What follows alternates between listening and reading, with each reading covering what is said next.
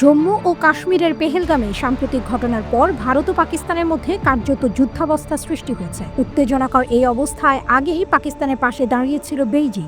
এবার দেশটি বলছে সব পরিস্থিতিতে পাকিস্তানের পাশে থাকবে চীন। পাকিস্তানের পাঞ্জাব প্রদেশের রাজধানী লাহোরে নিযুক্ত চীনা কনসাল জেনারেল ঝাও শিরেন একথা বলেন। বৃহস্পতিবার 1 মে এক প্রতিবেদনে এই তথ্য জানিয়েছে পাকিস্তানি সংবাদ মাধ্যম দ্য নিউজ ইন্টারন্যাশনাল।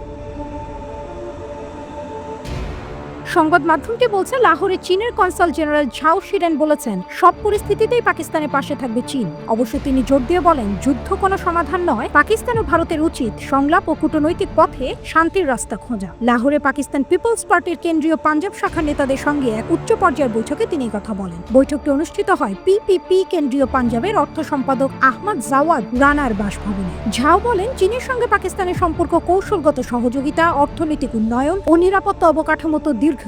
তিনি স্পষ্টভাবে জানান, চীন পাকিস্তানের সঙ্গে ছিল, আছে এবং ভবিষ্যতেও থাকবে, বিশেষ করে নিরাপত্তা, কৌশলগত সহযোগিতা এবং অর্থনৈতিক উন্নয়নের ক্ষেত্রে। 2.5 ঘন্টা স্থায়ী এই বৈঠকে জাতীয় ও আঞ্চলিক নানা বিষয় নিয়ে খোলামেলা আলোচনা হয়। ঝাও বলেন, চীন পাকিস্তানের বন্ধুত্বের শিকড় গভীরে গাঁথা। তিনি জানান, প্রত্যেক চীনা নাগরিক পাকিস্তানকে ভালোবাসে এবং পাকিস্তানিরাও চীনকে একই রকম ভালোবাসে ও সম্মান দেখায়।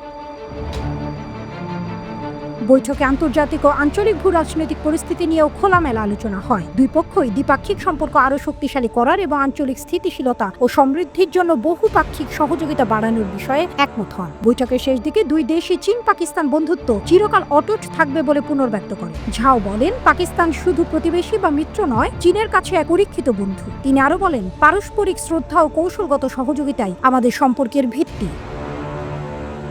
হ্যালো এভরিওয়ান, আমি প্রার্থনা ফারদিন দেখি। প্রজন্ম টেলিভিশন ইউএস এর জন্য অনেক অনেক শুভকামনা। তাদের যাত্রা অনেক অনেক সফল।